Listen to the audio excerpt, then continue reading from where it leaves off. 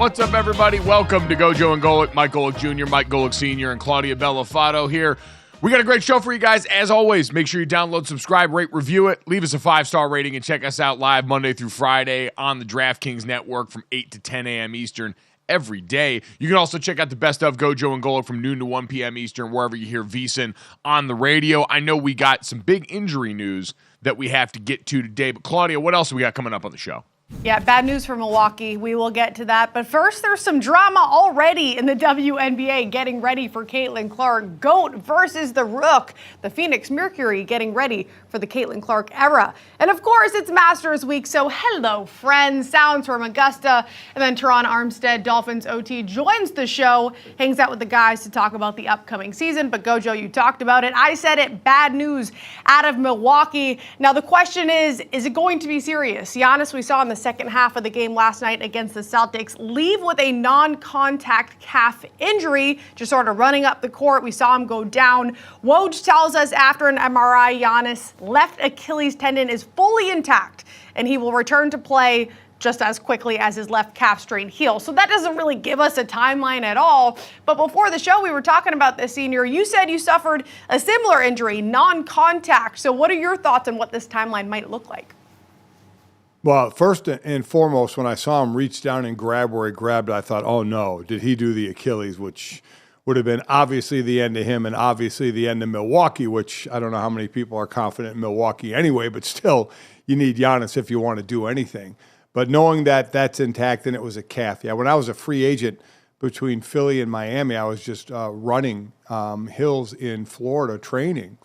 And I'm telling you now, I tore mine. I don't know. And remember, a strain is a tear. It's just how much of a tear. Mine tore to the point where it rolled up a bit. Some rolled up a bit on me running a hill. It felt like I got hit with a baseball bat and just some basically meaning your went calf, down. like your calf rolled up and is still in a little ball on the side of your leg there because it never got fixed. Well, yeah, I was a free agent, so I couldn't fix it because that would have shown up, as on the medical. So I went to Miami and I signed with Miami with that calf. And then it just healed by scar tissue. So we actually got to camp, the first camp, the mini camp, and I remember they said we're going to run 40s, and I'm like, run 40s? You never run 40s. And I knew as soon as I hit full speed, whatever my full speed was, the scar tissue was going to tear because I didn't get it repaired. I just tried to rehab it.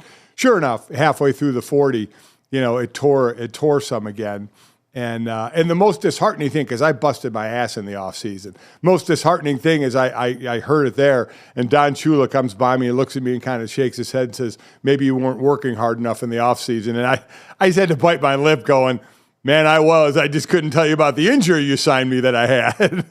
So it was kind of wild either way. Either way, now that, again, was more a bigger tear, I would think, than this. I don't know for a fact, but the way he was going about it, it took a while. So you really wonder, Mike, we're talking the last 2-3 games of a season, and all the running and cutting and jumping that you do, way more than you do, certainly, I think, on a football field for what he does on it, especially on a hard court.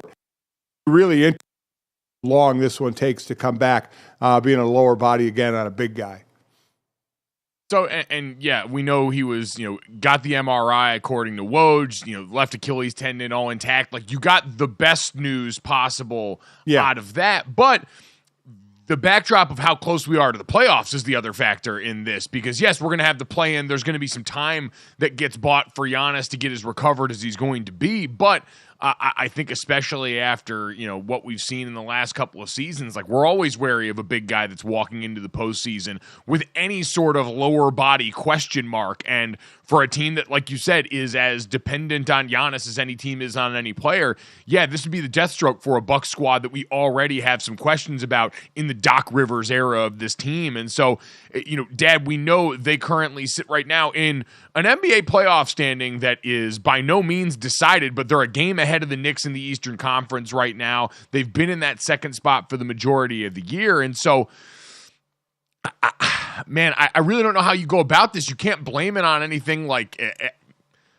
extracurricular. The game was a blowout from start to finish, but this is in the middle of the third quarter, so it's well before you would have been pulling your starters here. And so, Claudia, this is one of those things that I think as it sits right now, we wait and see what the news is here. We're glad that it's not the worst of it, but now on the comeback trail, we don't know how they're going to have to manage this player's body, and that is a big wild card for the supposed second best team in the Eastern Conference. I think just kind of underscores in general how chaotic this playoff is sitting up to be outside of the top two teams. For sure, it's getting tight. You talked about it, only 3 games left, guys. They have the Magic twice, which I know we all sort of poo-pooed the Magic last season, but they're legit now. So you have the Magic twice and the Thunder to close out the season. So I'll throw this back to you, GoJo. If he's not out there, do you think they could possibly go 0-3? Like, what's the competition look like for them down the stretch here? Yeah, it certainly doesn't look like a great situation for them. And last night, you think about the game where they're blowing out the Boston Celtics. The Celtics, no Al Horford, no Kristaps Porzingis, so no size on the inside, and Milwaukee was able to feast on that. I don't know if that same thing's going to be true down the stretch for a couple other teams that are also motivated. The Magic had a setback last night, losing to the Houston Rockets that are no longer a playoff squad or in contention for that, but still have been a tough out for everyone this season. So lots certainly on the line there. Yeah, Dad, I do start to worry, and this is one of those things where I think for a lot of the high-level teams, the teams that have made deep postseason runs, the guys that have won championships, seeding, they don't really care about. There is a chance that could affect it and certainly could affect their first round, but that's so secondary to, what the hell happens once we get Giannis back or not, because that's going to be the ultimate determining factor, not where they wind up in the standings at the top of the East. Well, that's exactly right. Listen, you mentioned that the Knicks are a game behind and the Magic are 2 behind, and Claudia said they play the Magic twice. Do the math. They're 2 behind them, and they play them twice. And then in between there, Milwaukee plays Oklahoma City, which is in a battle for the top spot in the West. So they could lose it, but would that be all bad? We start talking about the possibility of matchups, and what we talked about Golden State in the West as of the two, them and the Lakers, who would be the scariest high seed to play a low seed. I think that may have switched now over to the East, Mike. Milwaukee may be happy to drop out of the second seed because the way Philadelphia is playing now Philadelphia, listen, they still have a shot to get into the top 6. They're only 1 behind the Pacers. They're on a 6-game winning streak. And though the Pacers are on a 3-game winning streak, but if they stay in the play-in, my bet was they would be that 7th seed, right? And that means you're playing the number 2 seed, which would be Milwaukee at this point. So maybe, and really Milwaukee doesn't have, I don't say have control. They have control, but they're missing their best player. So if Milwaukee happens to get knocked out of the 2 seed, who's going to be in that 2 seed? Do the Knicks take that spot? Does the Magic jump all the way there and say hello and welcome to the now Joel Embiid-led again 76ers, who are about as hot as can be right now? Yeah, I think when you look at the East in general, we're talking about Milwaukee now with this question mark. We know for the Knicks, this has been a team that's been marred by injury and is going to be missing some of their core pieces going into the playoffs. And so when you look at that combined with the Orlando Magic being as young as they are, the Cleveland Cavaliers on a bit of a slide in the last few weeks, all of these things sort of lead to an Eastern Conference that does, Dan, I think, feel a little bit more wide open to a result like that than I would have initially thought a little while ago. And so, yeah, that's a massive factor to keep looking on. And we know, in the past, I think we've seen some teams where maybe you can wonder, were they thinking about that? I think in general, though, that's not something that enters their mind a ton, but it's hard to ignore what Philadelphia has done here and the fact that they're getting ready for a matchup with a Miami team that just does not seem to have that same level of juice, even as we near the postseason, as we're used to seeing from that team. Yeah, make no mistake. I'm not saying players on Milwaukee or whoever are trying to make the position to where they're not going to play him. This is obviously without Giannis now, that it could mean they lose that position. Because there are those, I saw some NBA analysts out there who said if Philly stays healthy. Now, Tyrese Maxey has missed a couple of games. He missed last night, but Embiid, I think, had 37, was out of his mind again last night. He's playing like the MVP that he is. That there are many that believe that this would be the team that would challenge Boston in the East. A lot of what we thought at the beginning of the season, then we had questions because now Harden wanted out of there and it became crazy there. And could Tyrese Maxey be the guy, to fill in? And he was.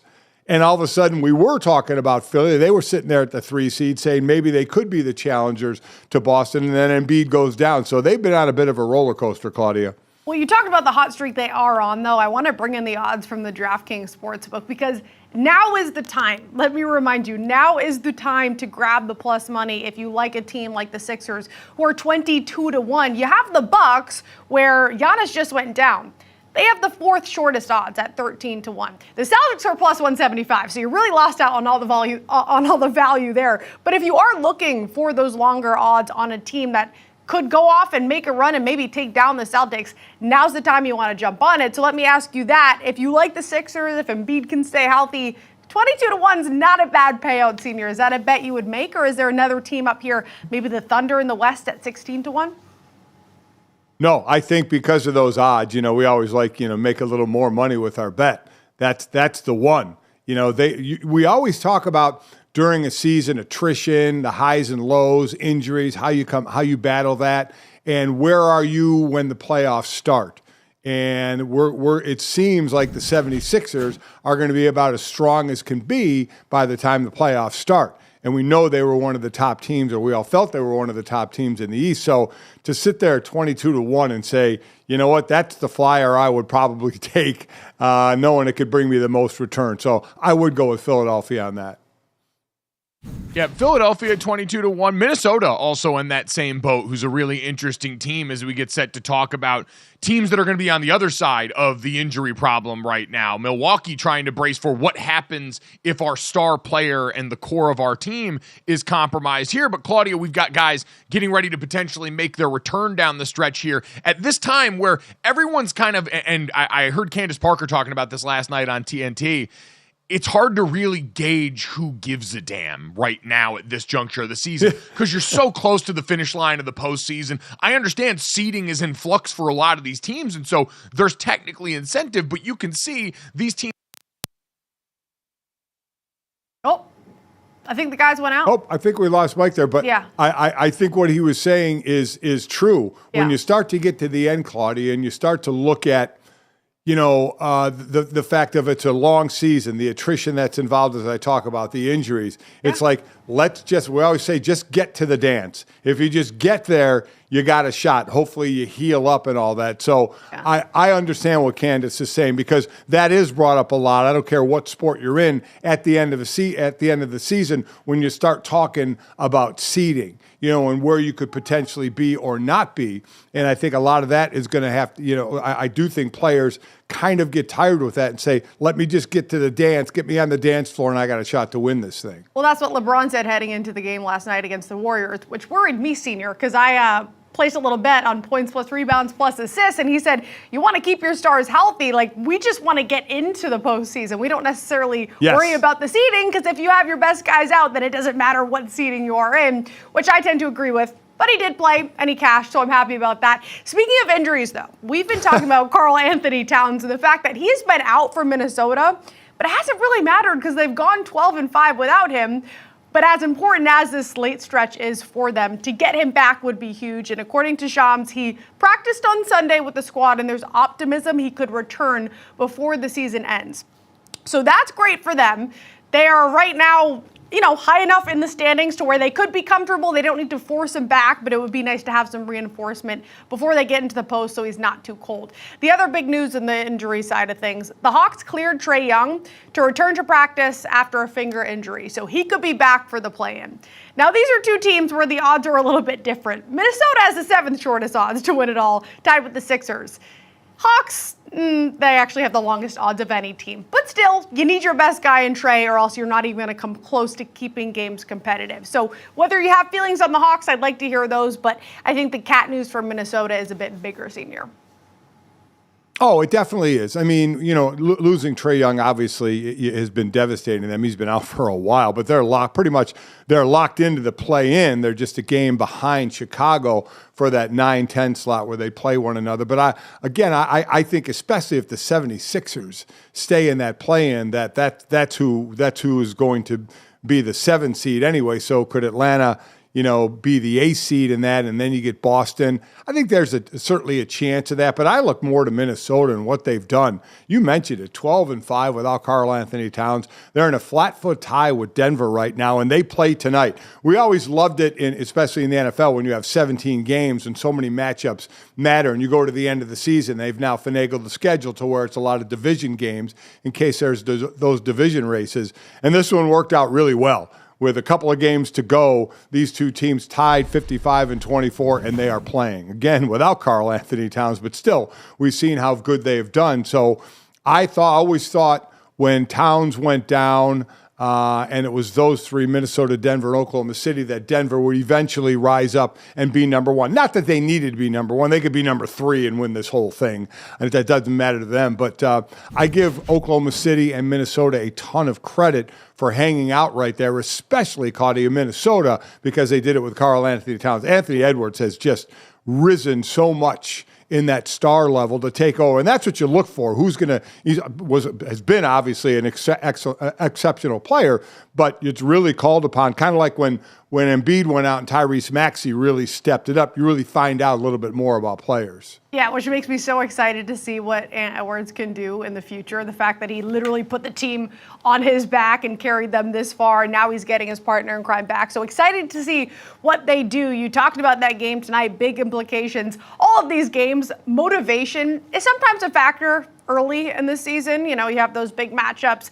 but when it comes down to it, and by big matchups, I mean the Steph versus LeBron. No matter what point in the season, We're always excited, big implications there. But here we're talking playoff seeding. So you said it, Wolves, Nuggets. Nuggets are 6-point favorites in this spot versus a squad like the Thunder who's laying 15.5 against the Spurs. So I would say if you're looking for a motivation edge, look for those smaller spreads. You want to stay away from that backdoor cover, or look to the futures market because it is tight in the West. Maybe look to a futures for the Thunder instead of laying that 15.5. Going back to that shorter spread, though, with the Nuggets, would you lay the 6 then if the Wolves don't have Cat back yet? Yeah, I like Denver in this. I still think at the end of the day they're going to – I'll go with that spread in this game, and I think they'll still end up as the number 1 seed. I thought they would take more charge of it and kind of have it not locked in, but be close to having it locked in. But I will certainly take that. I'd still think Denver, I would take them as the favorite in the entire league, even over Boston at this point. But still, you mentioned it, we're still looking at the Lakers and the Warriors. They played for the last time in the regular season last night with Golden State getting the win, even though LeBron, I think, 33-11 in that one. So they're a half game ahead of Golden State. Golden State's 10, Lakers a half game ahead behind them, and only a half game behind Sacramento at the 8th spot. So even though there's a couple to go, we still have a chance, Mike, for some little bit of switching. But I still think at the end of the day, we're going to get that 9-10 matchup of the Lakers and the Warriors, with the winner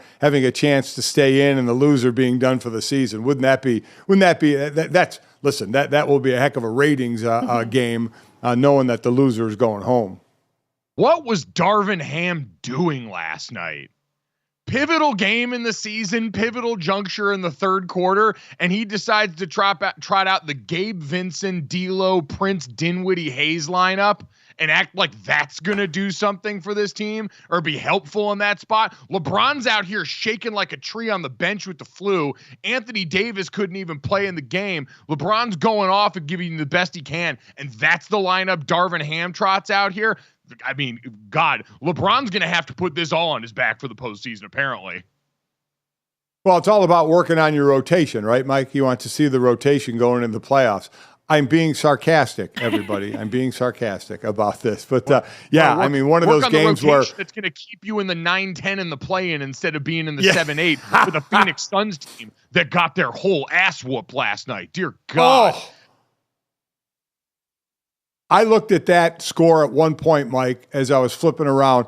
Phoenix was losing to the Clippers 30-4. 30-4.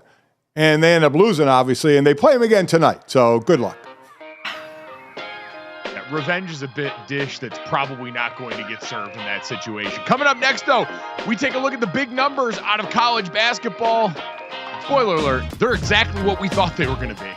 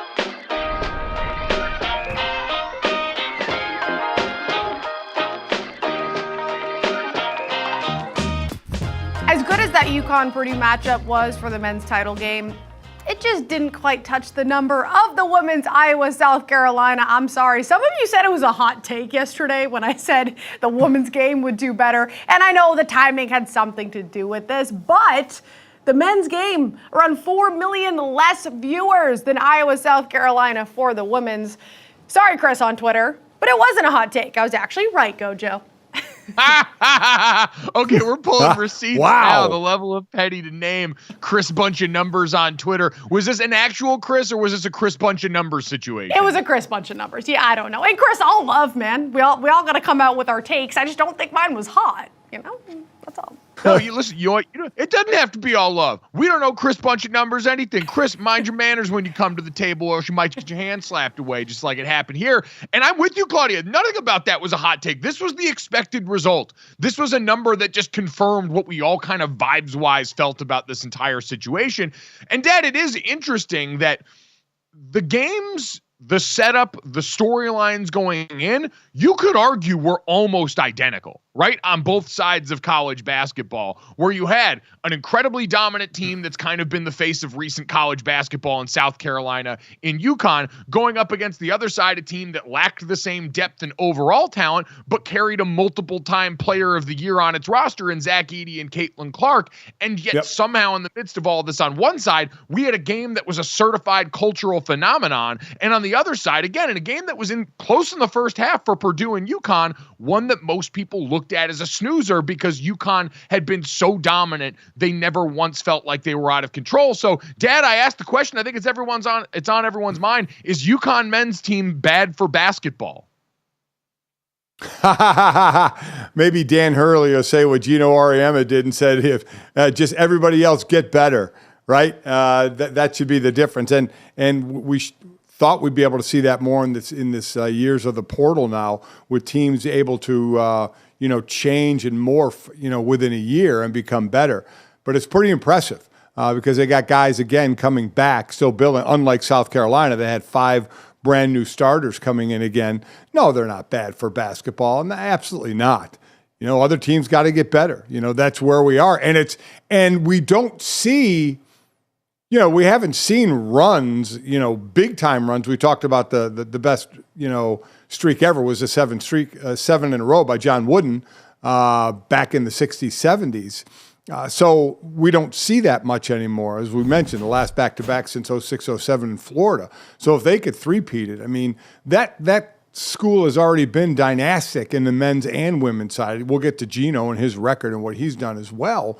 But the men's side, as I said, Calhoun had been great. They drop a little, but Kevin Ollie gets them a championship, and now they get a couple of more. So it's pretty impressive what they're doing. So no, I think that's it is. I think you agree but too. Why does no one care, statement. Dad? Why does no one seem to care about this right now? I even saw this footage last night that Matt Jones, shout out over at Kentucky Sports Radio, was trying to use as Kentucky fans are going to attempt to woo Dan Hurley away from UConn to their shores.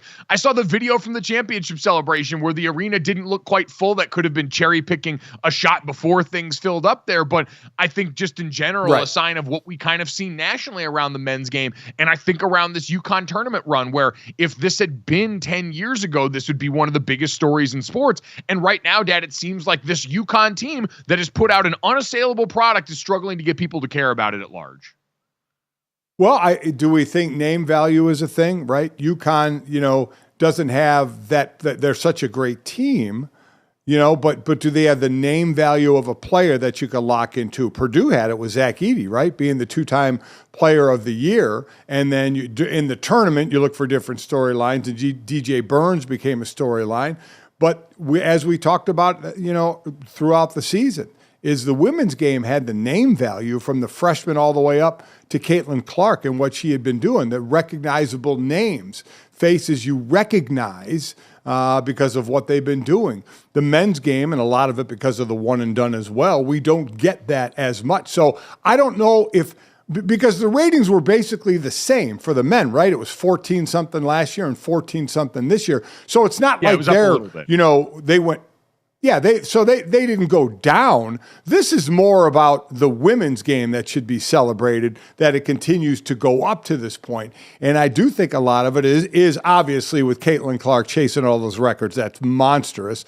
But I do think the name recognition is a big thing. You get to know these women for sometimes at least 3 to 4 years. So I think that helps. So I don't want to make this we're bashing the men's game because they hung around the same. We're a little bit better, but it's, again, the rise of the women's game.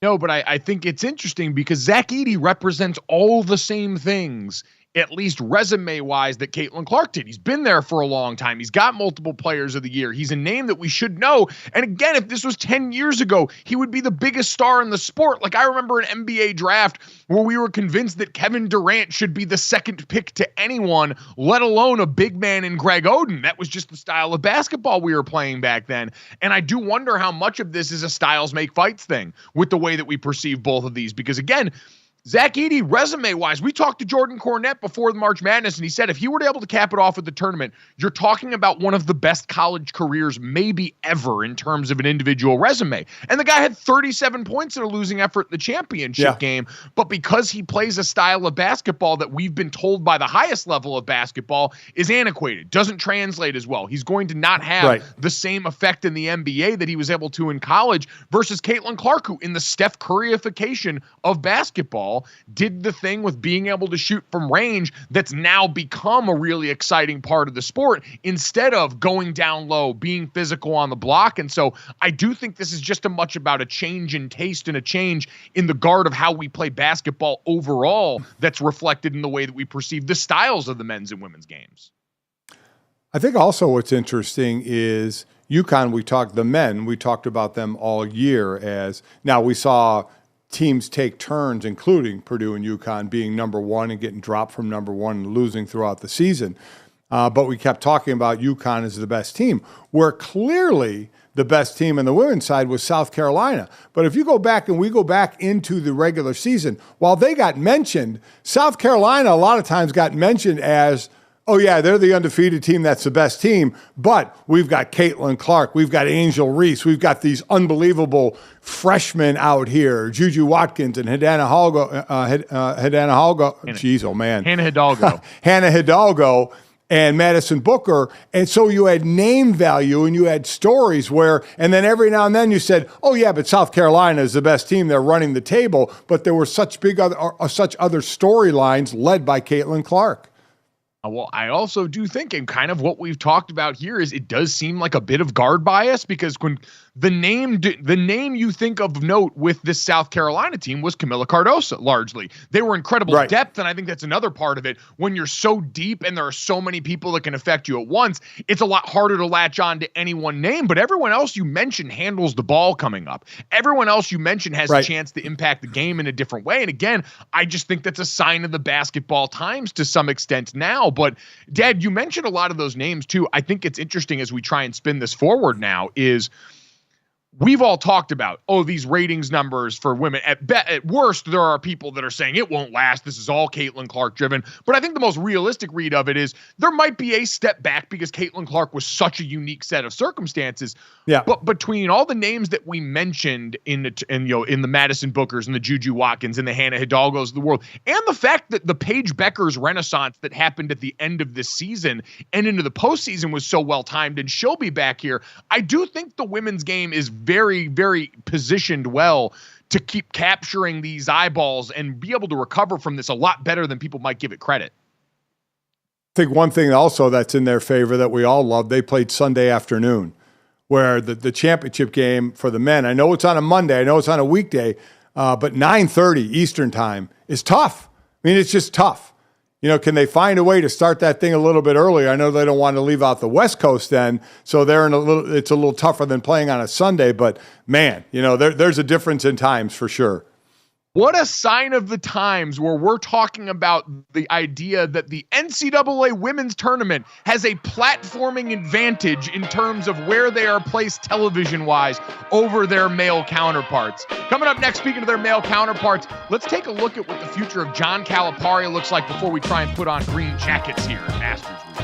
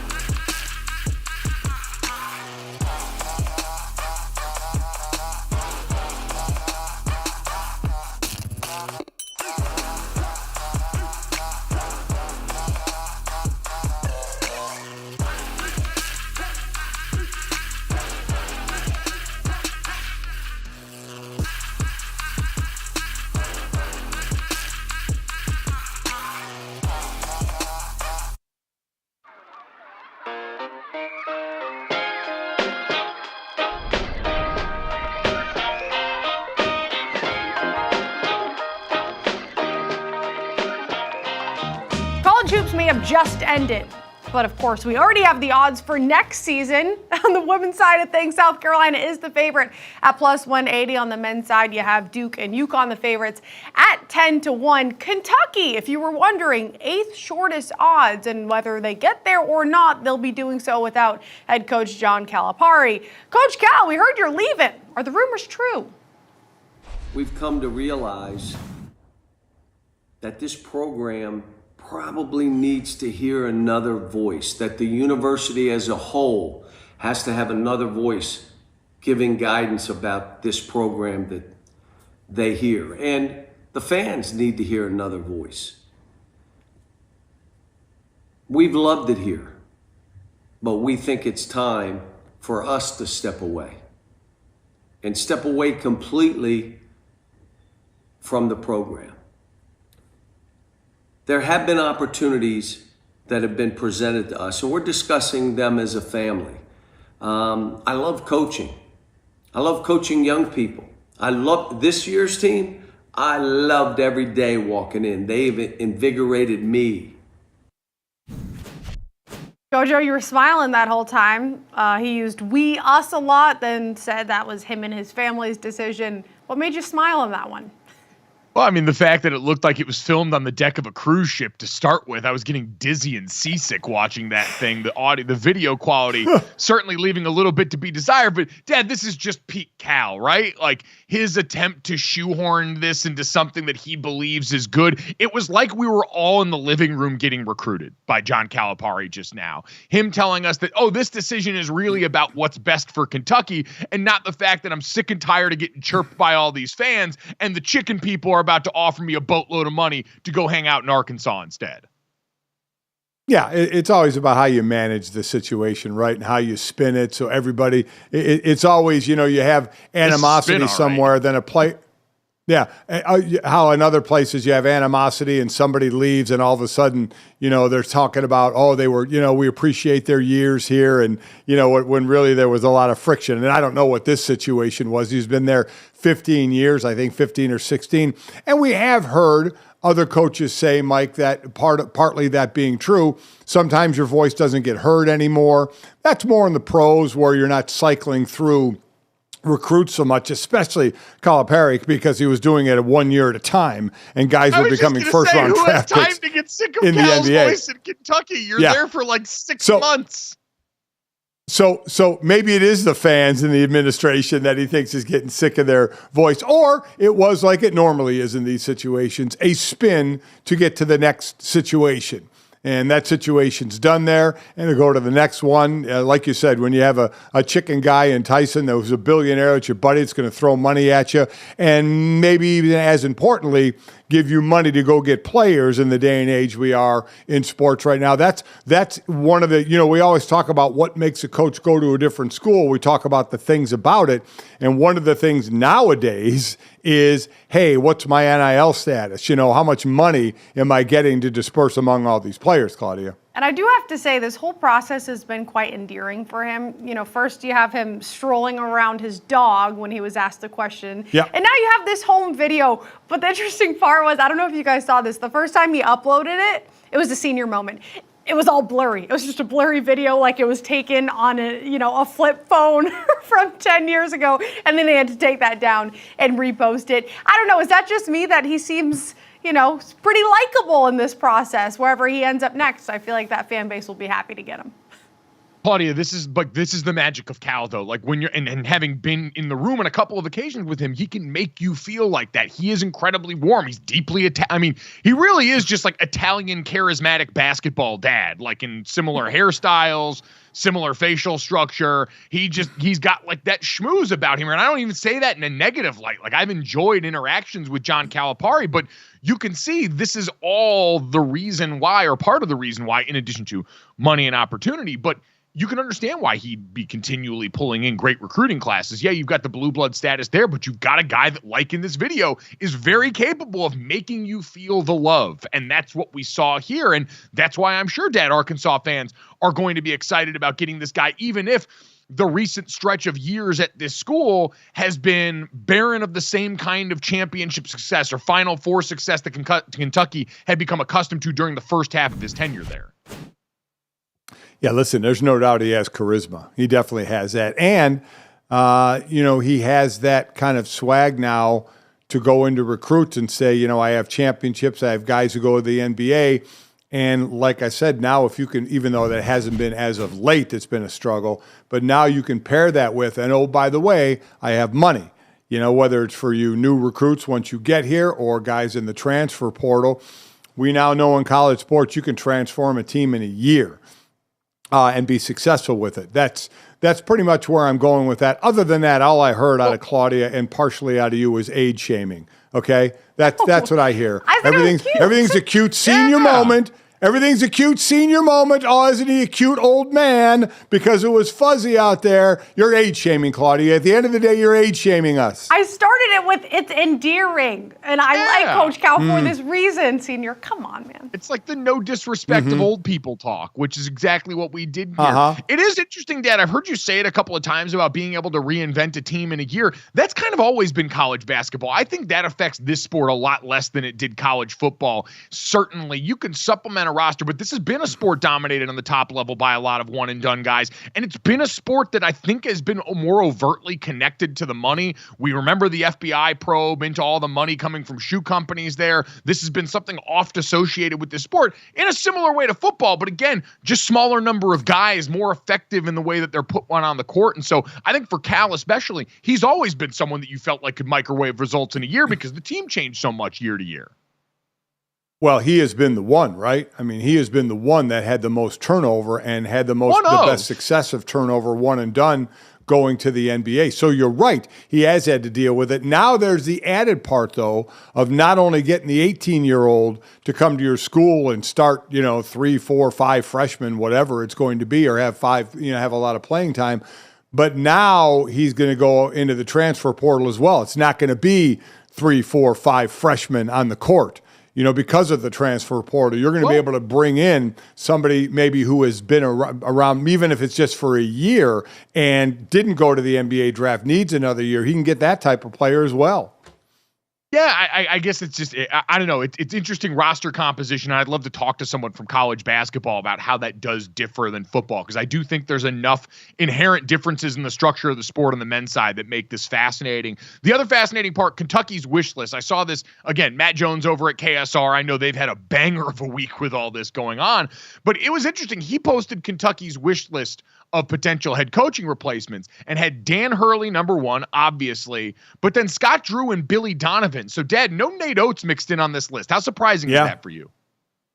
I was surprised because that's kind of a name you heard right away, and making, again, a move within the SEC. So, and what Nate Oates has done a nice job with that Alabama program the last few years. So, yeah, I thought that would be the next guy to kind of pluck from a team to go fill this role. So, yeah, I was a little surprised. So we'll see. We'll see where this one ends up. Obviously, money's going to be a key thing. Players or coaches, I should say, looking for the next step up on what they're going to. A blue blood that has certainly struggled as of late, but a blue blood nonetheless. Yeah, like obviously pie in the sky for them would be Danny Hurley. Clearly, he's the best coach on the board that we just mentioned. But for all the reasons we talked about yesterday, the one thing it seems like they're trying to sell is the fact that Kentucky is a place that might inherently care about this more and would give you more of the support around and reward for your winning than a place like UConn is going to. Scott Drew would be interesting, certainly would be a step up from, I think, the resources overall that you've got at Baylor. And Billy Donovan already had to come out and say he's committed to the Chicago Bulls, which is interesting on a night where we saw one of his players lob the ball off the backboard in a loss or in a game they were losing and have two guys try and dunk it home. It was very bad news Bears-esque as the highlight that's in the backdrop of this entire situation for Billy Donovan, who knows the college level well. And I know we've talked about this with NFL coaches, Dad. I wonder how much there would really be a desire for a coach in basketball to also make that jump back down from the NBA to college, given the dynamic of the sport right now and given some of the changes that are going to affect it there. So something to keep an eye on going forward as the world of Cal turns.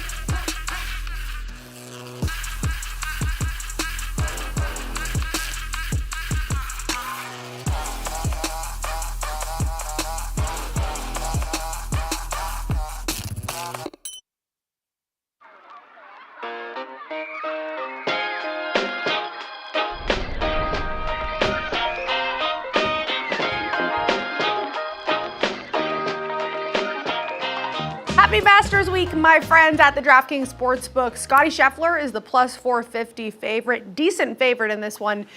But the topic of conversation is the five-time champ, of course, in Tiger Woods. And if you looked at the missed the cut odds earlier this week, actually yesterday, it was minus 150 to miss the cut.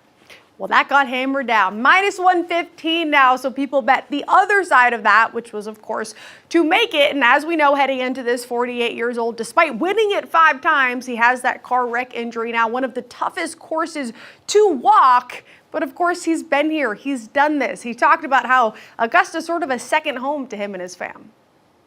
It's been a part of my life to have won here as my first major as a pro, hugging my dad as you saw, and then full circle in 19 to hug my son. It has meant a lot to my family. So to make or miss, now minus 115 on both sides, you're not paying a tax, not getting plus money. Senior, I'll go to you on this one. We've seen him do it before. What's your confidence in him to get it done this time? I mean, this is so much from the heart that I want him to make that cut, and I want to go that way. But if I got to lay money on it, I'd probably go the other way and say he would miss the cut, even though I want him so much to make. I know. Listen, you suck. That's with the money, but with my heart, man. And the thing about it is, we know he knows this course so well. Claudia, you're right. It's a tough walking course as well, and we just don't know. I mean, you're talking a foot, an ankle, a knee, and a back. And you don't know which of them are going to, some are going to hurt. Are they all going to hurt? And how is he going to recover day to day on this thing? So it's just more and more difficult for him. That's where my money would go. But my heart wants him on the first page of that board on Sunday. GoJo's sounding like a cow, so I do want to get to him on why he's saying boo over here. Everybody's making a lot about the interview when they asked, what do you think you're capable of this time around? Of course he's going to say, if everything goes right, I can win it all, so I wouldn't buy too much stock into that. Apparently people did, though, GoJo, because now it's down to minus 115, and you're saying boo. Why?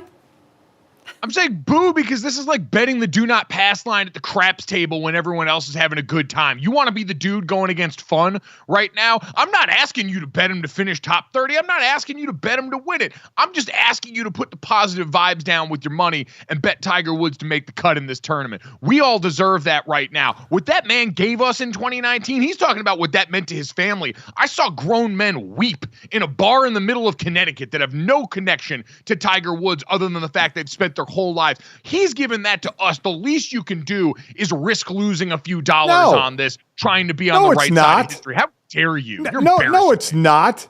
I can sit there with my heart and wish all I want, but if it's my hard-earned money, I'll damn well spend it the way I want. Me with my heart and then with my wallet betting on Tiger isn't going to make the difference, okay? That's my money. I'll bet and spend my money the way I want to. I want him to make it, but Claudia, my money says he won't. Listen, what is Mike trying to put his heart into gambling? Boy, you'd be a horrible gambler that way. Senior, it's true. You got to take your heart out of it. GoJo. I just won our March Madness pool partially using my heart amongst the people on this show. And I saw, by the way, came in second in the Dan Patrick celebrity pool. So I think you guys should put a little more respect on my name when it comes to my head and heart tag team doing work in these things. What was your heart in the bracket? You spent your years hating UConn when we lived in Connecticut because of the Notre Dame faction. So all of a sudden you had some heart picks in the men's bracket? Dad, I'm guided not just by sight in these brackets, but by faith, by things that transcend what you can comprehend with your feeble, melting mind right now. And so I think you just need to understand that, yes, I'm seeing the picture a little bit clearly right now. And part of that involves opening up not just your mind, not just your third eye, but your heart to the possibility that Tiger Woods can come out here at least early in this tournament and give us what we're looking for. Now, Claudia, if we're talking about later in the tournament, obviously we know there's levels to this right now. And the levels seem to be Scottie Scheffler and then everybody else in this tournament. And so obviously not going to put Tiger Woods in that conversation. I'm just saying, try and put the good vibes out there, man. We need this. This is golf. You heard all these players. Golf's kind of struggling right now. The live thing, it's whatever. Doesn't feel very good right now. Tiger. You know what? Your vibes have limits. Claudia, his vibes have limits, right? Hey, have vibes, but only to this level here. Don't go up here. Good vibes now have a limit. Now have a waterline. Okay, got it. I mean, I will say this, though. Because the number has gone down a lot, you don't want to buy too much into market movement. But clearly they saw enough sharp money to move that line down from where it opened at minus 150.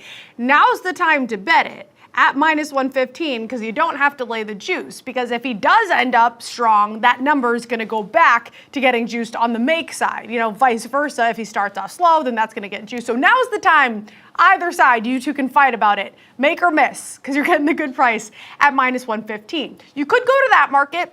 You could go to the outright winner. You could do the top 30.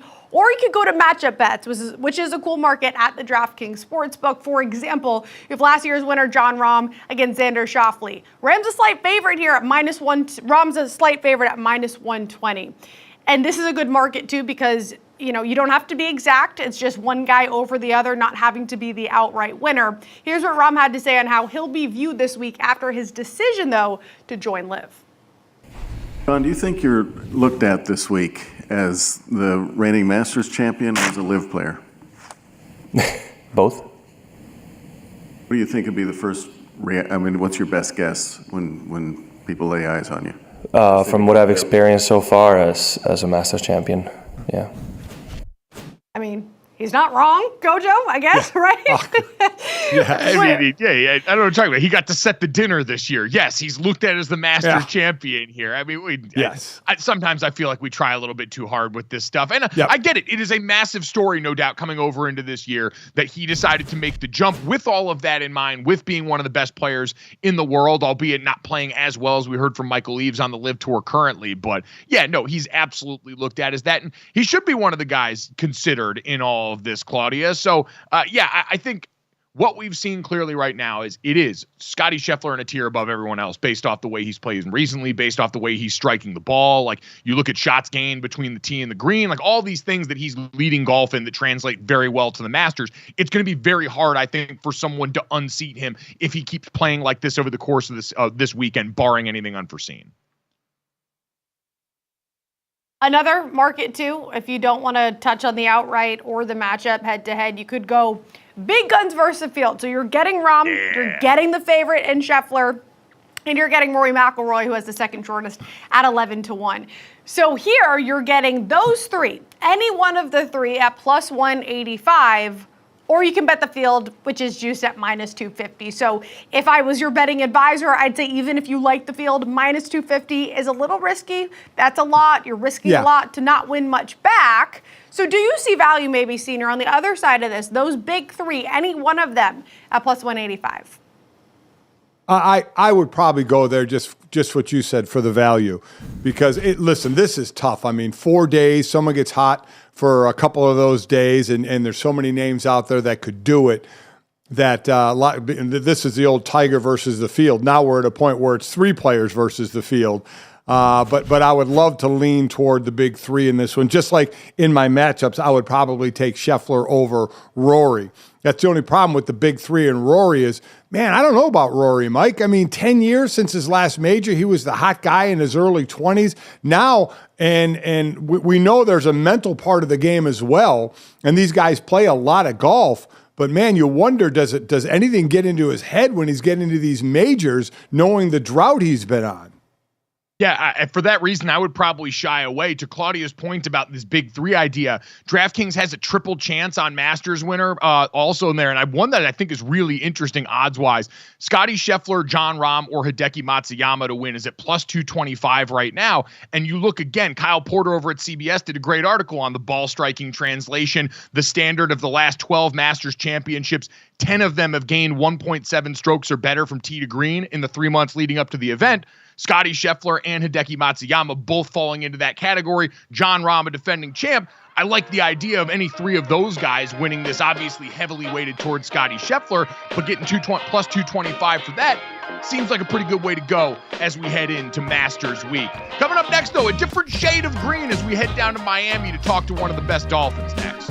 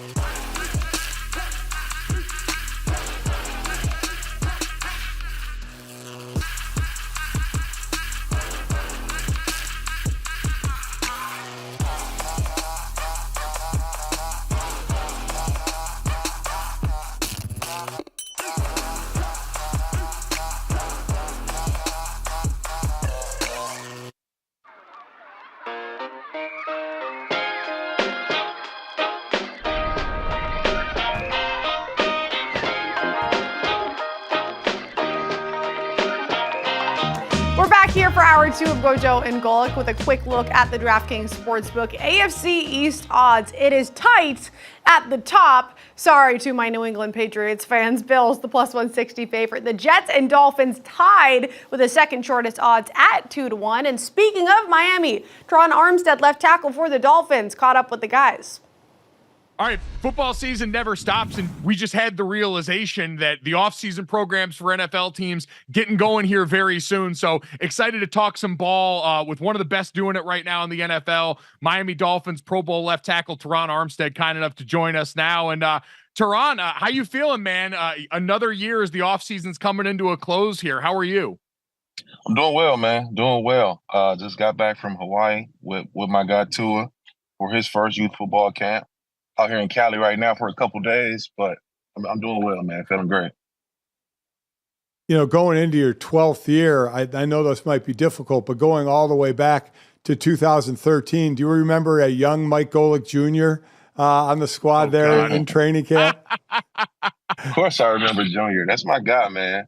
That's my guy. Junior came in down in that heat and humidity in New Orleans, and he fought through it and suffered through it like the rest of us.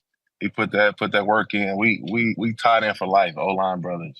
No, I say I gained a profound appreciation watching Terron in one-on-ones in training camp, realizing that some people's better is better than everyone else is better. And Terron's one of those guys. So it was no shock to me to see all the success that you've had in your career. And you traded the humidity in New Orleans for the humidity in Miami. And Dad mentioned you're 12 now, being this late in your career, dealing with some injury last year. I know this wasn't a certainty necessarily. You had talked about not being sure if you were going to come back and do another season. So what went into ultimately making the decision to come back and be a part of the Dolphins again this year? Yeah, just going through that evaluation process. I really went through that process the last maybe 3 seasons because I'm a person that don't want to do anything half in. If I got one foot out the door or anything like that, I just wouldn't do it. So just to be able to make that commitment mentally, physically, spiritually for my family, myself, I take my time and had that evaluation period because once it starts, I'm all in. You know what I mean? So I took that time and went through that process, and ultimately, I felt like I ended the season on a very strong note. I love where we are as a team. The young guys that we have are not young guys anymore. It's to that point. It happens fast. You grow up fast in the league. So the Tuas, the Waddles, Jalen Phillips, all those guys, it's time, and I think we got a chance to really do something special. So I wanted to be a part of it and help lead the way. You know, you mentioned that you grow up fast in this league, and as we've mentioned already, 12th year in the league. So from when you first got in the league and how you saw the league and how you prepared, how much of that has changed now going into your 12th year, how you prepare for a season? It's definitely different. It's definitely different as you get a chance to you get older, you know more, you work a little bit smarter than you did before. Take time to get your body back where it needs to be. Prehab is the biggest thing. Like, you try to work your mobility, your core strength, and maintain the physical strength that you have. Talking to guys like Willie Rowe, he was a big guy in my development throughout my career. That just gave me all the knowledge and every tip and trick of the trade that he had. So just little small things, you're not putting weight on your back no more. You're not squatting 500 pounds no more. It's like no need to put that type of load and pressure on your back. So small things like that, as you get older, you start to realize exactly what you need in order to do this thing. So with all that realization, you also mentioned seeing the young guys that you're like under now and that you're helping lead now take that big step. Everyone's focused on Tua down in Miami and his development as a quarterback here. What have you seen from him in the last couple of seasons that makes you believe he's ready to keep taking that next step as a quarterback? I've only seen progression, man. I see somebody that's starving for greatness. He works like none other. He's locked in. I've seen steps. I've seen huge steps in leadership and accountability of others. Like he really challenged guys last year. He challenged the great Tyreek Hill. He challenged Waddle. He challenged guys that, he may not have said or spoken up, 2 years ago, but I see that only being more distinct and profound in his approach, and it's only going to help our team. He's going to challenge guys on defense, and it makes us a much better team, much better organization. I was with Drew Brees for a long time, as you know, and the way that he go about his business is just the highest level of admiration for him, and the way that he pushed everyone to be great. It starts at the top, and Tua is at the top for us, and exactly what we need.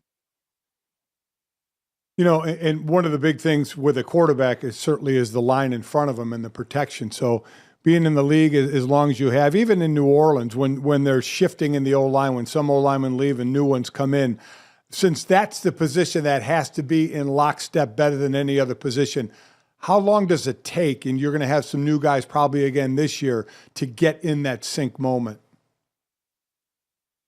I think we did a phenomenal job last year with all the moving pieces and moving parts. And I want to shout out Butch Berry, my offensive line coach. He was phenomenal coming in, and the standard that he set every day, it never wavered from O-line 1 to O-line 15. It didn't matter. The way that we attacked the day, the technique, the fundamentals, the intent, it never wavered. So for me, going into my 12th year, if I'm flying off the ball in Indy and I'm flying off the ball in 907 or team run, the rookie, undrafted rookie, or whoever else he has to be doing the same exact thing. So the way Butch harped on every single detail and step, it was tough, but I was so appreciative of it, because that's the realm that I came from, having a coach that was just on me every single day, every single step. So that standard that we have down in Miami is only going to create offensive linemen that are ready. They're ready to come in to no matter when that number is called, and we'll continue to develop and have a stable of offensive linemen. I think that we will be one of the best units in the NFL this year. That attention to detail, you've talked a lot about coaching and mentioned your time in New Orleans. You played for a coach in Sean Payton, who obviously has the Super Bowl on his resume, very well known here. How do you compare Mike McDaniel and what he's done at the helm of this Dolphins team for you? They're different, for sure. They have a lot of differences, but they have similarities. If I was to make a comparison, both offensive geniuses. They both see the game a lot different they both see the game like very few humans that's walked this earth. They're able to dictate what defenses will have to do in order to defend them, and they're able to attack those coverages and defenses.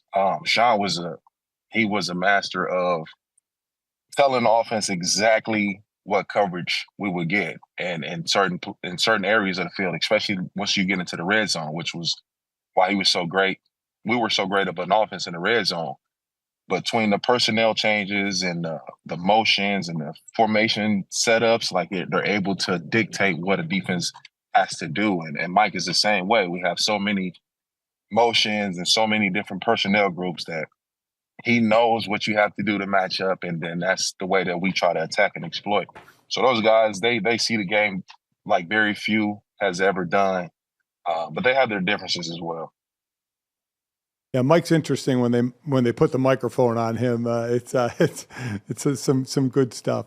I gotta ask, since I wrestled in high school and in college, I always used to see if any of my opponents that I was going to play against on the O-line were wrestlers. And now that I call games, I look for that background as well, because it so helped me in football, and I know it helps people in football. I'm wondering from you were a state champ shot putter, you threw shot, you threw discus. Even in college, you even added the hammer throw, which I would throw right into the crowd. That I love that event watching.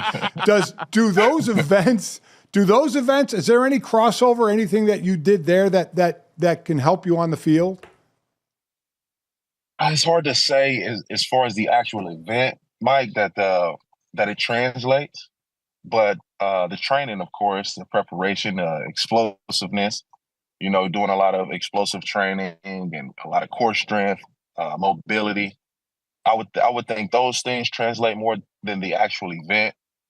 I can't say it's like wrestling equates and translates so well to football. I wouldn't think that the throwing events have that same effect.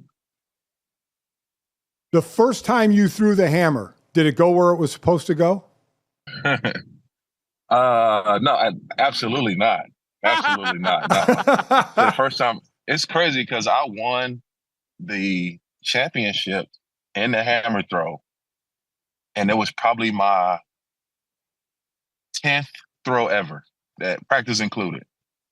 And it was one good throw. Like, I had never had another good throw, and I had one good throw where everything clicked, and it was the farthest distance by 10 feet, and I walked away with a gold medal.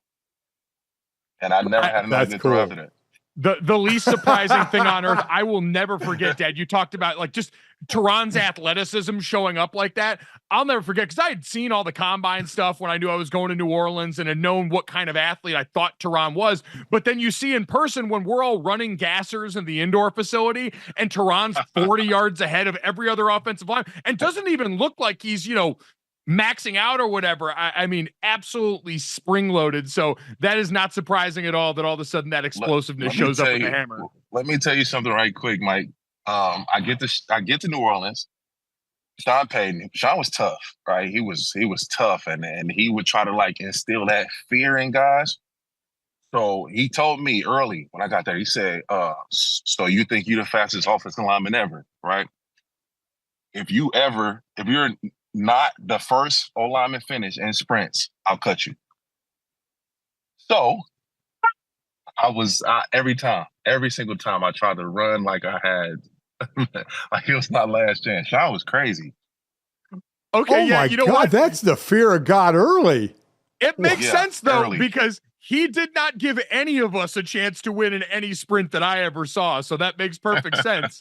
And clearly, so Mike, I take it Mike McDaniel hasn't threatened you with that same thing.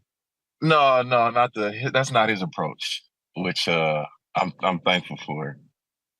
That's by far not the worst thing Sean ever said to me. Yeah. Hey, I had one of those in Buddy Ryan, so I know what you're talking about. Or no? Yeah, sure. Preseason game 1 as a rookie out of Arkansas Pine Bluff. So I'm a deer in headlights. I'm trying to find my way in life. We go.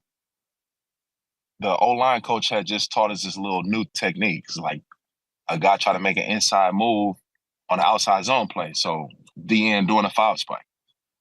So he goes, I sit for the first half. I play the second half. Probably the second play of my NFL life. I'm going to reach on the outside zone. The guy goes inside. I try to catch him with my inside hand. He disrupts the running back, right? No yard gain. Play the rest of the series. I come off the bench. Sean is going crazy. I have no idea what he's saying. I sit on the bench. He says, I don't know if you're good enough to play in this league. I don't know if you belong here. The guys you played against are selling insurance now or doing things of that nature. I don't know if you belong here.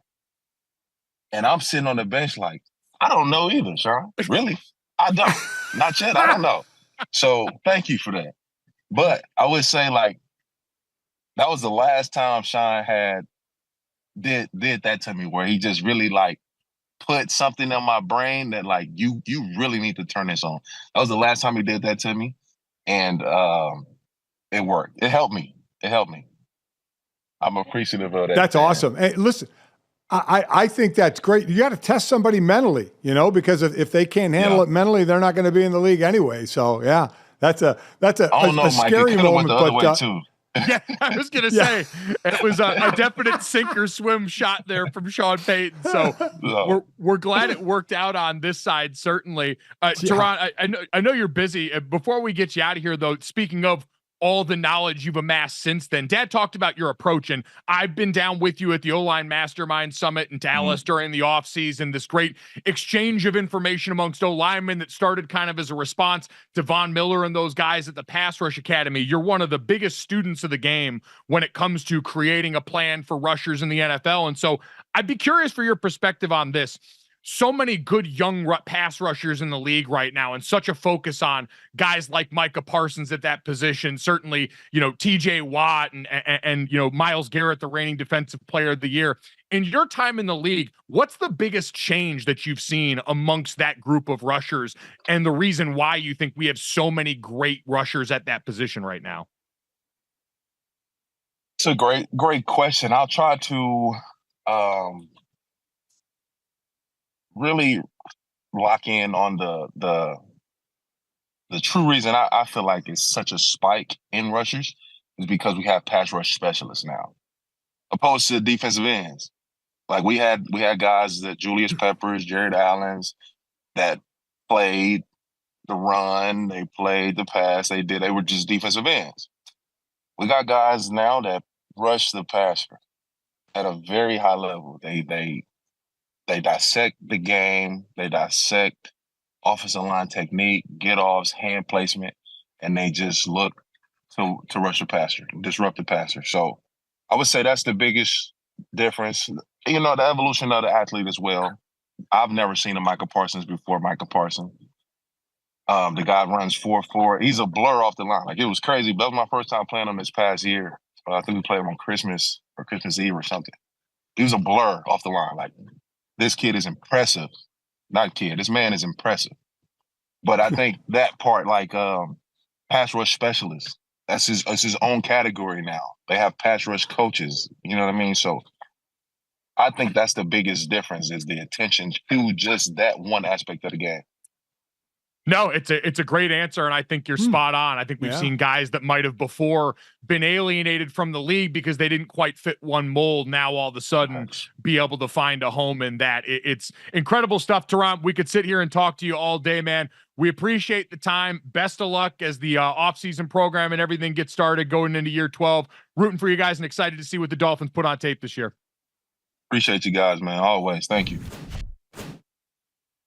So Terron is a man of many talents, and I thought this was a cool note as we get ready for video game season that's going to pop up this summer. Terron, who also has put out music plenty in his career as a rapper, is featured recently on a 6-song EP called Crowd Control that's going to be featured in the EA Sports Madden 24. It's the first time an NFL player has ever had featured music in Madden in NFL history. And so Crowd Control features Terron along with Giants tight end Darren Waller, Ray McCloud of the 49ers, free agent Melvin Ingram, and Carolina Panthers wide receiver DJ Chark. So, Dad, this is something I don't know. Was this as prevalent, guys making music in the locker room when you were playing, as it was? Like, I remember we had like a rap group in our locker room at Notre Dame that used to put out stuff all the time that we would listen to. But was this that common for you? No, not at all. And we need to have a competition between that group and the Eagles O-line, right? Of maybe a little a cappella singing, a little sing-off going on there. The style of music I think that would be awesome for both parties involved here, Dad. Yeah. Well, different music, but still singing nonetheless, or performing nonetheless. I mean, no? Well, I mean, I don't think Terron and them are singing as much as they are rapping, at least from what I've heard of Terron's songs already as someone that's listened to them in the past. But it could make for a good NFL talent show, Dad. I think that's something, as we always look to tweak the Pro Bowl, NFL player talent show could be a great one to throw in there. If they're not going to let them play basketball, at the very least, let guys go up there and show off musical talent. Because, again, I've always said, well, every football player would much rather have you believe they were a great basketball player. A lot of them would also rather you believe they're a great musician. And there are some very talented guys out there. I have always said entertainers want to be athletes and athletes want to be entertainers. And I truly, truly believe that. So I agree with you. Having some kind of musical competition at the Pro Bowl, I think would be fantastic. I think there's probably more talent out there than we think. And a lot of guys think maybe they have more talent than they do, which would make for a very, very fun situation. NFL's got talent at the Pro Bowl next year. Roger, pay us the consulting fee. We've got ideas for you, brother. But coming up next, we talked about interesting motivation from Sean Payton for Terron Armstead. We'll get to some interesting motivation already popping up in Los Angeles with one Jim Harbaugh at the helm next.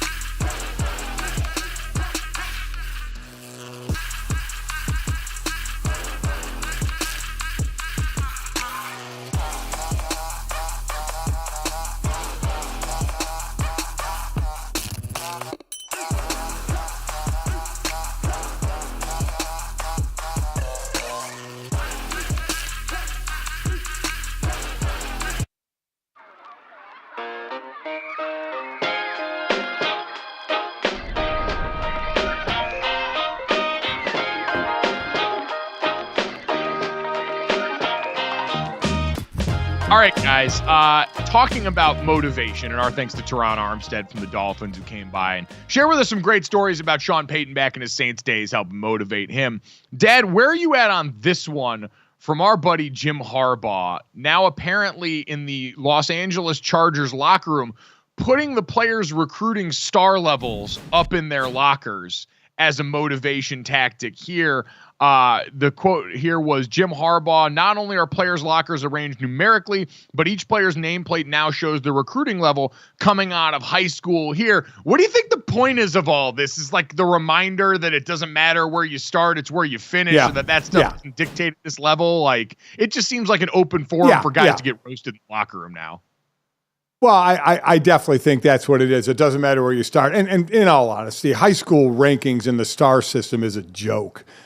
From high school to college. It's just ridiculous. But I think to his point, it is about it doesn't matter what you were considered. It matters what you are right now, what you did with what you have to get to this point. If you were a no star or a 1-star or a 2-star or a 3-star, to get to that point.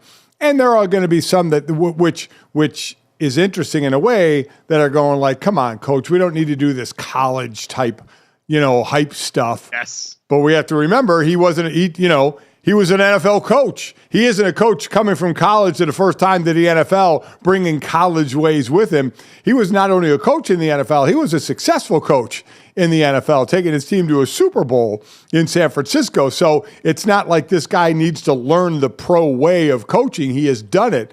So that's why it makes me just think this is just Jim Harbaugh. He's a little quirky. Talked about how he rearranged the weight room to what every coach does that. Every coach has his way. I remember they were doing the piece on Deion Sanders going to Colorado and what the sayings were on the wall in the weight room and what he changed them to. Every coach has their thing about them, right? And with Jim, it can be a little bit quirky where you kind of do a little bit of a double take, but then you say, it's Jim Harbaugh, so I guess we expect it.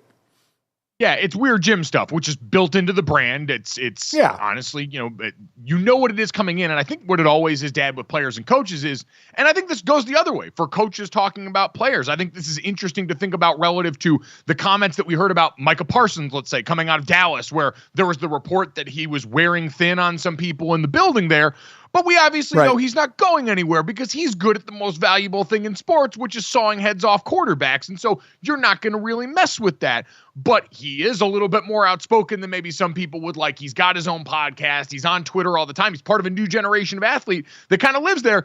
But the juice is so overwhelmingly worth the squeeze in terms of what he affords you on the field. Same thing's true with Jim Harbaugh, where if you're a player, proof is kind of in the pudding of everywhere this guy's been. Good things have happened, and players are always aware of that. The minute you get a good new coach, you're looking at their resume going, all right, what have they done for other players in my position? What kind of successes their teams had? And what am I going to have to kind of grit my teeth and bear, knowing that's just part of the process with him? And this is one of those things that comes with it when you bring Jim Harbaugh into the building, knowing full well you have a chance to make your team a lot better pretty quickly. Right. Yeah, I mean, quirky is cool as long as you're winning, right? And we've already seen the major changes they've made on players leaving and what they've done to restructure that roster. So a team, because of Justin Herbert, we have always thought they should be better than what they are. They've underachieved, not just on the offensive side, but on the defensive side of where Brandon Staley has, made his bones on the defensive side. So this is a team that's underachieved. I don't know what to expect out of them this year, Mike. Could it be another step back for them because of the roster changing? Jim is going to build his team the way he wants it, and which meant there were going to be some casualties, and that's exactly what's happened. We all knew whoever took this Chargers job, there were going to be some difficult financial decisions made for some of the veteran weapons on this team, especially high-paid pass rushers, offensive, defensively, and we saw what they ended up prioritizing. And it's not surprising given what Jim Harbaugh's background is, which is in the lines of scrimmage. He was going to come in and make sure your foundation was nice and set up, and whatever happens this year happens, I truly think, because as long as you've got the quarterback question answered the way we believe they do with Justin Herbert, and you can get those areas that Jim Harbaugh firmly believes you need as a football team up to speed to be able to succeed. And that's where the Chargers have been deficient. During the recent run of history in my life, going back even before the last staff and Brandon Staley, the offensive line had been a revolving door due to injury, and defensively under Brandon Staley, they couldn't stop the run. Those things, come hell or high water, are going to change under Jim Harbaugh. The rest of it remains to be seen there. But, Dad, while we're talking about interesting motivation right now and players being online, I do think this all kind of connects to the interest around Caleb Williams as we march forward towards the NFL draft right now. And we talked about the addiction of mock drafts. Mel Kiper Jr. dropped another mock draft today as we're like 15 days out. Dane Brugler put out the beast, 1,900 players or whatever, and a draft guide leading up.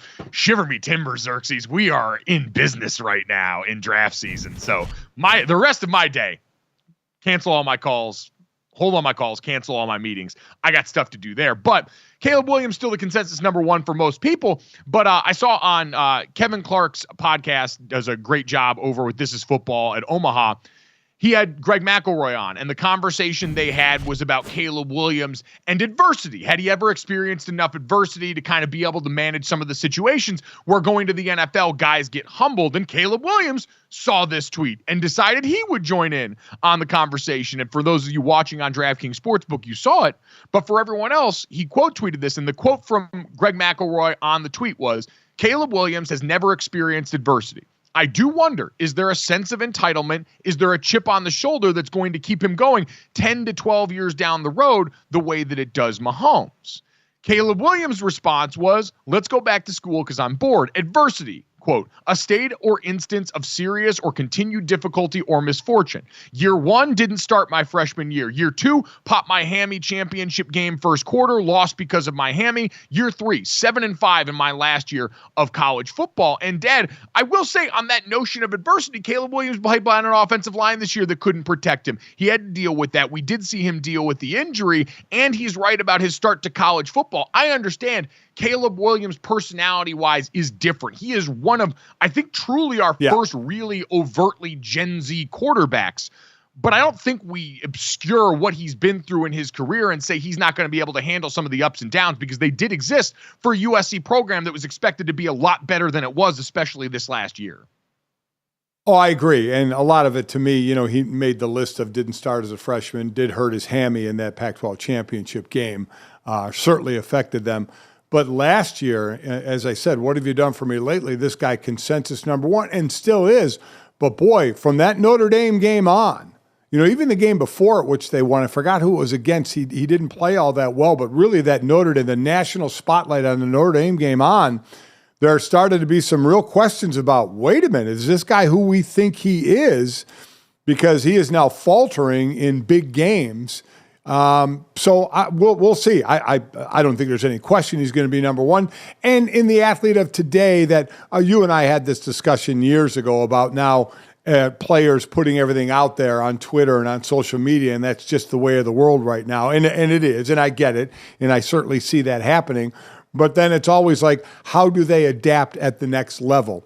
In this era, back years ago, there wasn't this, and rookies went into very, they still had a lot of confidence in their abilities, but we see the type of personalities because they lay it out for us. They let you know who they are a lot of times because of their social media. So then now how does this guy, who is certainly, very, very open in his thoughts, going into this league and now playing with 20 and 30-year-olds with families, that this is now your job. It's a different world from playing, no doubt about it, from the type of play on the field, but certainly off the field and things you have to deal with as well.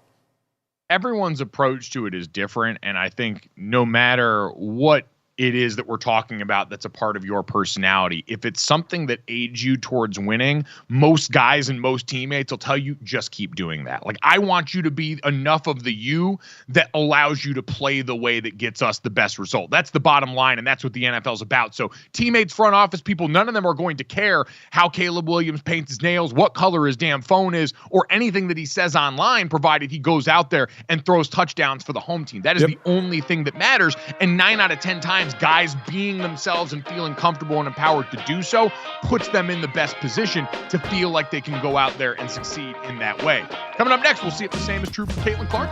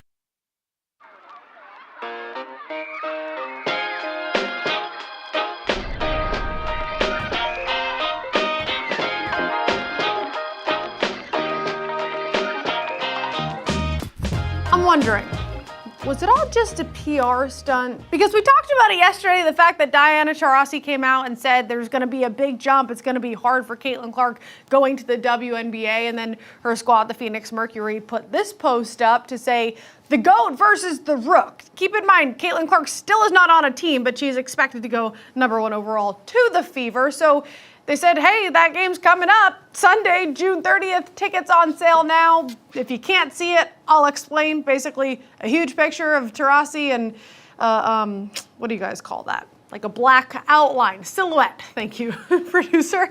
A silhouette of Caitlin Clark. So I don't know. Am I a conspiracy theorist? This feels like it was a PR stunt to me. You know what? I want to give Diana Taurasi credit for just being like the normal brand of basketball playing hater. Like, I do think that we have to account for, we try and gender way too much. Like, basketball players are some of the best card carrying haters on planet Earth, and athletes in general, when you're always asking to compare, are always going to put themselves and their interest above everybody else. So I don't want to fully discount that. But that being said, when you introduced that idea, Claudia, my third eye did start to peek open a little bit.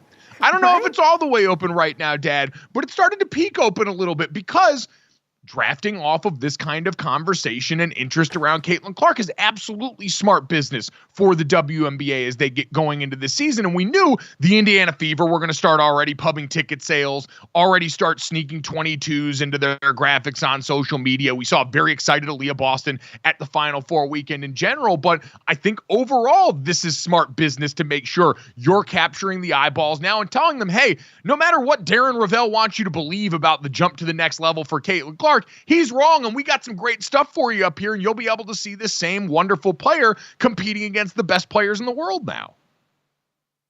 Yeah, I don't think at all it was a thought on Diana Taurasi's part of this being, making this happen the way it did.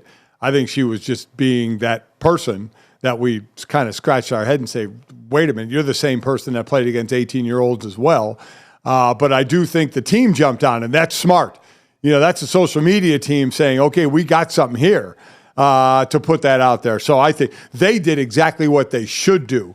You go, hey, wait a minute, we can get a good headline out of this and great promotion for a game. So that's a great job, I think, but by the marketing and social media. But I don't think that was in Diana Taurasi's mind when she made the comment that she made. You know what then? Someone in the social media department, the marketing department, doing their jobs, earning their paycheck. Yep. And that's a great deal right there. Rising tide lifts all ships. And this is going to be fun to watch because, Dad, we mentioned last year the dominant conversation in the WNBA was about the super teams that we had formed, right? In New York, in Las Vegas, and the effect that had on the league, where now you had these two known commodities full of a lot of the star names. Again, similar themes to what we saw in the women's tournament in college this year. Here are the names that you know. Here are the stakes that are very clearly defined. Here is what we're all looking for. And we got that, and we saw the way it played out. And so now to potentially add this to another place where you've already got a star on campus in Indiana, and you're going to be able to add another big-time name player, the biggest name player coming out of college right now, that's just another feather in the cap for Kathy Engelbert and the rest of the league. Yeah, listen, I completely agree. And, you get it somewhat where you got the preseason, what's starting in May of this, so June 30th with this game. There's already going to be a big spotlight on Caitlin Clark about how she starts her career. But I think it's great to build up this matchup. That's what makes it, especially in basketball. Right, we sit there and talk about in football the matchup to other quarterbacks, which is ridiculous because they don't play against one another. But in basketball, when you start talking about matchups where guys, men and women, can actually go against one another and have a direct effect on the outcome of the other person, which we get in basketball, that's why I put a lot more into the matchups in basketball and why this was a great moment for, again, the social media team to put, not like we weren't going to know about this anyway, not like this wasn't going to build up to this matchup anyway, but hey, it's never too early to start some good pub for it. Speaking of good pub, by the way, I think one of the other things that I'll be curious to see is I'd have to imagine part of whatever sport that goes through this phase that women's basketball's in right now, where there's exponential growth. We've talked about it. The overall package for the sport. We said this today. I think the women's game in college is very well positioned to go and continue to improve on all of the eyeballs it captured through Caitlin Clark mania because of all the young freshmen we talked about this year, because Paige Beckers is back and better than ever going into next season as the big name. I think that'll be on the first thought in a lot of people's heads. They'll be good to go in that situation. But part of this is also the coverage. They did such an exemplary job. It was lauded by everyone. Dawn Staley made sure to publicly praise Chanae and Andrea and Elle and everyone involved with that process, because how you storytell this is important. I'd have to imagine the WNBA draft is something that ESPN also broadcasts, and I'd have to imagine it's going to heavily feature that trio that we just mentioned, in addition to Holly Rowe, who's been a huge part of growing the women's game, Rebecca Lobo, and everybody else who have always been these storytellers. But we've seen, Dad, is people caring about those players and those stories. It goes a long way in creating the kind of investment that benefited the college game and will continue to benefit the game in the W. And so I think I'd have to imagine that's a meeting that's going on inside that building of how many more places around the women's game with this transition can we get that broadcast trio that was a huge part of telling this story. Yep. Yeah, I mean, they got it all going on right now. A special shout out to Holly Rowe. Mike, when I was doing games early on in my ESPN career, Holly Rowe was our sideline reporter, so I've known Holly for decades now, and she is one of the true greats in what she does. And remember, she gave up the men's side of this game to go to the women's side as it was building, and she's become a huge part. She's so well respected. You know, she is going to be able to talk to anybody on that side and get any of the information that she wants. So she is a true star and has been for a while, and just so good for sports overall, but certainly what she's doing for women's sports. I was going to say, I mean, and listen, just in general, how great she is at her job. Made history and became the first color commentator in the NBA for the Utah Stars when until that franchise moved to San Antonio. So she's about that action. Holly is damn impressive, and it's always been fun to be her teammate, fun to watch. I will never forget the moment I knew I was down with Holly Rowe forever. Was on the sideline of the Big 12 championship. She came up to me. She was the sideline reporter on that crew for that game. And Oklahoma was playing. I think that year they were one of the Joe Moore Award finalists, if not the outright winner of the award for the best line in college football. And she walked up to me and goes, I need you to watch the guards for me this next couple of series here. I was talking about this matchup a lot in the lead up to the game. And I said, Holly, only you would care enough about the beef in this game to be talking specifically about guards heading into this matchup. So she is a woman that is stamped by every crew that she's ever been a part of and has been no doubt integral to the growth of this game here, which has been awesome, as has been, Dad, one of the other all-time greats in college basketball on the women's side that decided to hang up the, I guess it wouldn't be cleats, hang up the sneakers, hang up her all-time winningest jacket here. Tara Vanderveer, Tara Vanderveer, the all-time winningest college basketball coach, ended her legendary career after 45 years coaching overall, but 38 seasons at Stanford that included 1,216 wins, 3 NCAA titles, and a host of incredible players like my former co-host Chanae Agwumike and her sister Nneka during her time at Stanford, Dad. So another big-time fixture in the world of college basketball, now calling it quits. We've seen a bunch of the old guard coaches on the men's side, but Tara Vanderveer, who had a Stanford team that was ushered out of the tournament, I think a little earlier than they expected this year, but has been one of the staples in the sport for a while now. It's always great that when I think the greatest thing that they can hear is the praise from the former players, because as a former player, you don't have to do that, right? You don't have to talk about your coach that way. And the former players truly talk about how much she meant to them. And that's always a great thing, because that's what parents want from their kids when they go to college. When, as a parent, you watch your 18-year-old go off to college, and if they're going to play a sport, we know coaches are going to be a big part of their lives, okay? We've done our job to the point up when they're 18 years old, and now you hope a coach, whether it's a head coach or an assistant coach, that can really kind of take the reins and help guide. And she has done that for so many women out there. An incredible career. As you mentioned, 1,216 wins. Gino Auriemma, 1,213 wins. They're both 70 years old. Tara is walking away. Gino is not. So 4 wins next year. Gino is the all-time leader in wins in men's and women's basketball. Congratulations and happy trails to Coach Vanderveer for everything she gave to the game. Excited to watch her get some well-deserved rest. Now, coming up next, though, a uniform malfunction becoming par for the course in Major League Baseball.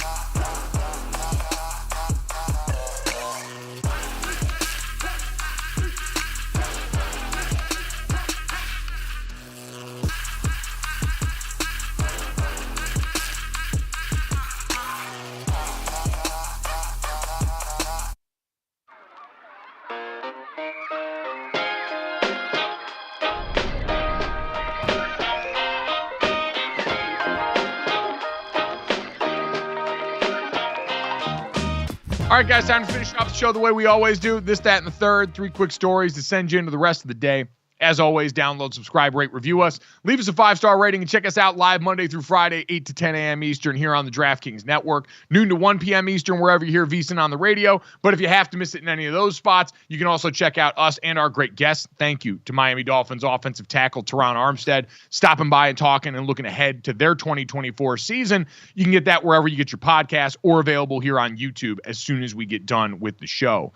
Guys, let's start off with this and some news out of the NFL today. Adam Schefter, ESPN NFL Insider, tweeting about 10 minutes ago that the Philadelphia Eagles are going to play the Green Bay Packers in Brazil on Friday, September 6th, the day after the NFL season kicks off on Thursday night. A game that usually involves the defending Super Bowl champions will now be followed up by one of the NFL's continue efforts to make this a global game and push this internationally as they head to Brazil here. How do you feel like this would be for a player getting ready through training camp, knowing you're going to have to begin your season going out of the country? Well, I mean, it's all about, as you well know, athletes, it's an itinerary life. And how close can you stick to your schedule? You become on your schedule and you like to stay on your schedule. And so how much does this throw off your schedule? Playing on a Friday, you don't normally play on a Friday. You play on a Thursday, you play on a Sunday, you play on a Monday. You don't play on a Friday. And then there's the travel involved. I honestly don't know the distance of the travel here. And also, when you're playing one of these a lot, I know, as I talked about, I went and played in London twice, but it was the preseason. So we went there early and we practiced. These are games, so you're treating it like a game weekend. Sometimes you go in a day early, like when you're flying from coast to coast for a game, you'll do that. But for the most part, it's a business trip and it's a game weekend. So to me, it's all about keeping the schedule as close to what you're used to as possible. But for the league, this is great. Like I said, you and I disagree. I don't think there will ever be a team, let alone a division, that's going to be outside the United States. But I think when they go do this, when we've seen the NFL, it has not really failed anywhere, has it? When they've played these one-offs in different spots around the world, they're received incredibly well. And I would imagine this one will be as well. So we'll see. I think it'll be great. I think it's another great step for the NFL. But the players, like I said, the players just want their – now this is the first game, but the players just want their – Well, I was going to say, the first game makes it different for me because the routine – like we played our first game my senior year in Dublin, and I think that makes it a lot easier. In this case, because you're going to get the mini bye coming off this since you're playing on Friday, you can adjust the schedule coming off training camp to make sure you're giving yourself that best chance at the routine humanly possible in an environment that's going to be very different. That's what every coach looks for. That's what all our coaches did is how can we just get these guys there travel-wise in one piece and then immediately start to acclimate them to our same schedule, whether it's getting a few days in out there or whether it's doing the lion's share of the work at home before we go. And the good thing is you can control the rest too, because you're coming off of training camp where, guys don't play a lot in the preseason games. You can really rest guys where if it's during the season week to week, you kind of lose that option. So if you're going to do a trip like this, it's always the earlier the better. The first week, it's fine because during the season, it can get a little more hectic. I was going to say, I think having it week 1 would be a lot more appetizing to a player than having it drop during the middle of your season, like a lot of these other games. There's a joke to be made about the tush push and Brazilian butt lifts somewhere in here that I'm just not seeing right now, but I promise I'm going to get there before week 1. So we'll be dialed into that. But Claudia, speaking of that, and speaking of exposed butts, Major League Baseball continuing to have uniform malfunctions. Great times. And GoJo, we never doubt that you'll get there with a joke like that. The new baseball uniforms we knew were going to be an issue, and we saw pictures before the season started in spring training of guys bending down, stretching, and you can see straight through their pants. Well, the regular season's here, and those pants are ripping. Quite literally, Tigers' Riley Green was going to slide to make a save, and it just split, if you're not watching, right up the side. And I mean, it's just sort of a regular slide, guys. I don't know how these are made so poorly by Fanatics. How are you that cheap? How? I was going to say Nike and Fanatics have to continue to be in hell because it cheapens the product when it looks like this. We've heard and seen about the sweating problems where it looks like guys are absolutely coated in sweat in a way that alters the uniform so much. And now seeing the functionality like this go out the window, it's an embarrassing look for Major League Baseball. Oh, it's hugely embarrassing. This is top of the line, Major League Baseball. I mean, I get trying innovations, trying new things that we see, or different companies take over different things, whether it be, helmet or jersey, in this case, uniforms. But when the product is this bad, I mean, I don't know how you don't make changes. I know you have a contract with these people, but still, these are pro athletes putting on what seems to be pretty inferior product. So I'm surprised there hasn't been more made of this. I feel like there has been a lot made of it. I feel like early in Major League Baseball season, outside of a conversation we'll have about pitchers' elbows and Tommy John here in the coming couple of days, considering the volume of that, I would say the overwhelming conversation going into this Major League Baseball season, outside of Shohei Ohtani and the Dodgers, all the gambling things and rumors that went on there with that story, the other story's been the uniforms in almost every turn, and that's not a headline that you want if you're Major League Baseball. And so I would simply recommend we find the old uniforms and we put those back on instead, because those look cool, those worked well, and they didn't rip up the ass. But I just a humble unfrozen caveman, so what do I know? Everybody waiting for that. Everybody waiting for that uniform malfunction, right? That wardrobe malfunction, where something may happen and you may see something you don't want to see. Wasn't that Chris Jones at the Combine who had the wardrobe malfunction right up front in State Street when he fell down during the 40? He finished the 40 and fell down, and when he got up, there were some things exposed that he probably didn't want to. Well, I guess depending on, how it all is in that area, maybe you don't mind if it's exposed. Who knows? Well, I was just going to say, what I'm saying? Which kind of leads to that. This could be another conspiracy theory, a PR stunt.